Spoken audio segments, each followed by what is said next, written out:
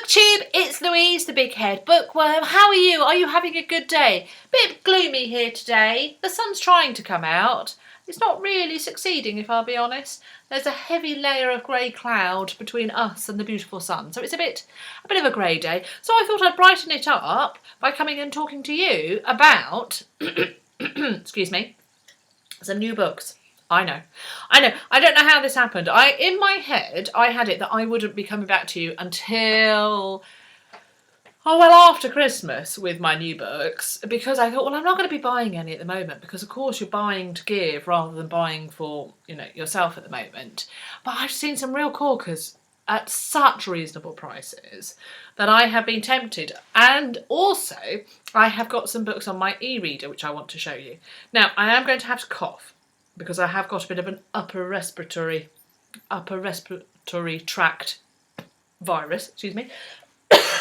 So I might have to just turn every so often. It's one of those things that it's absolutely fine until you start talking a lot, and then the breathing and the coughing, it all starts, or middle of the night. I'm a delight to be with at the moment in the middle of the night. Oh yes, the husband is thrilled, I can tell you. I've also got some water just in case I need to lubricate. So here we go. So these are the books that I've got. So I am not that I'm easily led in any way, shape or form, but I have bought these books. So the first one I got was His Bloody Project by Graham Mackay Bonnet, which was shortlisted for the Man Booker for this year. So it's been hovering around Booktube. It was the genre book in the shortlist, which set off the old hoo-ha about that. I really don't understand that. I don't understand why, if a book has a crime element to it, it becomes genre and therefore it shouldn't have been chosen. Because I still think you can have something that uses crime as its subject that can still be literary. Even a standard crime thriller can still be a literary thriller. I mean, if you've read P.D. James, some of her books are beautifully written and are as literary as anything else that's literary. So anyway, that's how I should get off my soapbox, because it is my regular rant about these things. But this was the only one of the actual shortlist that I was tempted by. I now am tempted by Paul Beatty's The Sellout, because it does sound good. And the more that people talk about it, the more I think, actually, that it does sound challenging and good. So I am tempted to see whether I get that. But this was the one. So it's a literary thriller with crime elements set in 1869 in Scotland. There was a crime committed, who did it, and it's the kind of psychological insights into that. But yeah, so I saw that really cheaply in the supermarket, and I was like, and I'd been picking it up in bookshops thinking, shall I, shan't I? And I'm really glad that I turned on the shan't I, because then when I saw it, I thought, well, has to be done, Booktube. The next one was bought for me by the husband. He went to a local town because he needed his he needed his eye testing, usual eye test. And he phoned me up and said, I'm going to FaceTime you because I'm in a charity bookshop. And I've seen a book that I don't know whether you've got it, but I reckon you'll like it. And it was Jeffrey Deaver's The Body's Left Behind. He saw a large thriller and thought, I reckon the wife will like that. And he was right. I haven't read it. It's a standalone. It's a big C format. Jeffrey Deaver. Great. There will be times when I will be reaching for this. So that's fabulous. Now I have been thinking about getting this book for quite a while. It is a perennial Booktube favourite. I don't think a month goes by without somebody going, and I have read this. So it has been on my radar. And then Let Them Read Books left me a comment and said, have you read Soulless by Gail Carriger? Oh no. And they said it had, knowing my current reading has been taking in hot vampires, well, Let Them Read Books told me that this features hot werewolves. And I thought, well, really? I had no idea. I thought it was steampunky and all that kind of stuff.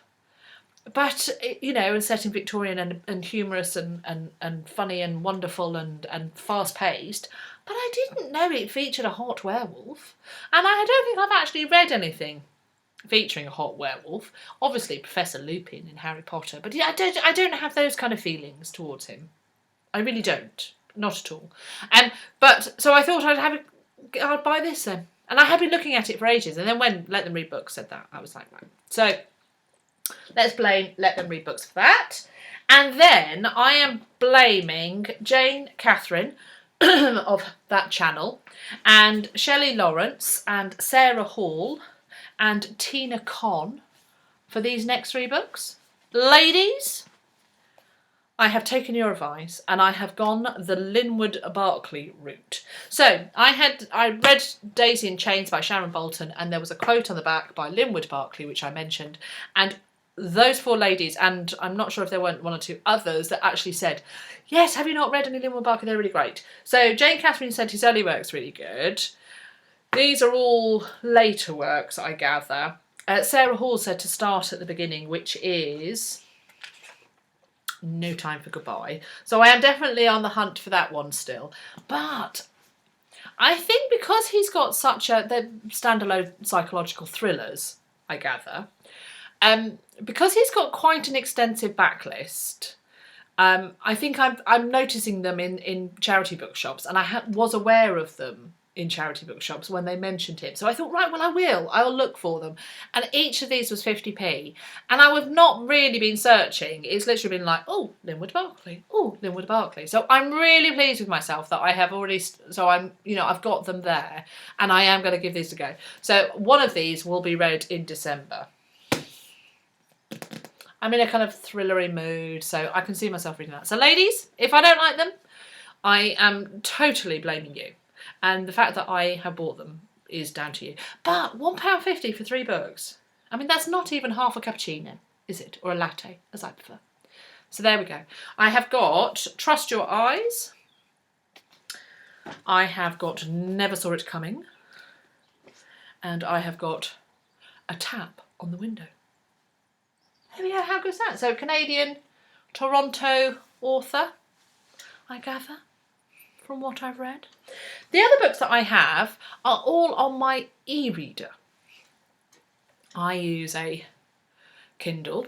I'm not overly keen on e-readers. The reading experience I find is less than perfect. However, it makes so much more sense to get the books on your e-reader than it does to buy them, especially when it's an author you don't know, or it's a genre you're not too sure about, or if it's a book you're only going to read once. And then the other thing is they can be so much cheaper. I mean, so much cheaper. I mean, for somebody that reads as much as I do, I am so lucky that I do have an e-reader, because the amount of books that I can just download on this and give it a go is stunning. So I've had this about 3 or 4 years, and I have to say I haven't got probably as many as a lot of people, but I've got 129 books on here, which shows you that I'm not a huge e-reader reader. But I have seen some really fabulous ones recently, and I have downloaded the covers onto the husband's iPad. You don't mind, do you, darling? Haven't told him I've done that, but he'll be fine. He'll be fine with it. So these are the ones that I've got, and I bought them all for certain reasons. So this is Between Two Thorns by Emma Newman, and it's the first one of the Split Worlds. Now, Emma Newman is is fantasy? I think it's fantasy, isn't it? And I saw this recommended somewhere. So Emma Newman has done Planetfall and After Atlas, neither of which I have read, but I have seen recommended and I've seen kind of floating about in the ether. I haven't seen an awful lot about this, Between Two Thorns, and I can't remember what's drawn me to it, but it's been on my wish list for just so long, and it's never gone down in price. And it's not something I'm going to find anywhere else. And so I saw that on the Kindle it was so much cheaper than physical copy. And I thought, well, if I really love it, or I really love the series, then I will invest in them. But until I know, and I can't find them in libraries to give them a go either. And it is one of those that for some reason I keep looking for it. So at some point I heard something about it and thought, oh, this is the one. I have left myself still wondering, and I've not gone and looked up what it's about and what have you, because I want to discover it anew. So there we go. So I can't tell you an awful lot about it, apart from I'm really looking forward to reading it. So that's Between Two Thorns. The next one I saw is The Other Einstein, which is quite difficult to see because it is kind of so white. And it's by Marie Benedict, The Other Einstein. And it's a novel about Einstein's wife, who was also a scientist. And I just thought that sounds brilliant. And it was £1. And I've heard of Marie Benedict, and I've heard good things about Marie Benedict, and I just thought, I really love the idea of reading about his wife. So it'll have some elements of fact in it, although it will be highly fictionalised as well. But I thought it's got to be worth giving a go. It's got to be worth a go. Nora Roberts, Key of Light. I've read loads of Nora Roberts. If you've watched my channel for any length of time, you know I've read loads of Nora Roberts. I love her crime series by J.D. Robb. I do read her, kind of basic romance books. They're just good fun. I find them real comfort reads. Some of her trilogies and her series are better than the others. This was recommended by a booktuber called Denise Reads, I think. I can't remember her name. I've mentioned her for ages, loads of times. But she recommended The Key. Excuse me, I've got a cough. You could hear that coming, couldn't you? She recommended The Key series. Was a good one by Nora. So I thought, oh, hello. So I thought that was worth giving it a go. So that's the first one. Excuse me. Anyway, this was either free or £1. I'm not sure if it wasn't free, actually. I'm not sure if it wasn't one of those just today. It's called Enchantress, which I somehow find really difficult to say. Enchantress by James Maxwell. And it is the first one in the Evermen saga. It's looking like a fantasy to me. For some reason I was really drawn to it. I don't know why. This was free. Last Bird Singing by Jane Holland. Some lives are not worth saving. So it's a dark, intense, psychological thriller, says Jane Holland. But I thought that looks a good one. When you need a bit of a thriller. And then the last one is actually what I'm reading at the moment, which is Marcus Sakey's Brilliance, book 1 of the Brilliance trilogy. Again, like Between Two Thorns, this has been on my wish list for ages and ages. And I found the third one in the trilogy in a shop for full price. And I thought, oh, that's right, I do really want to read it. And then it was £1 on the old Kindle.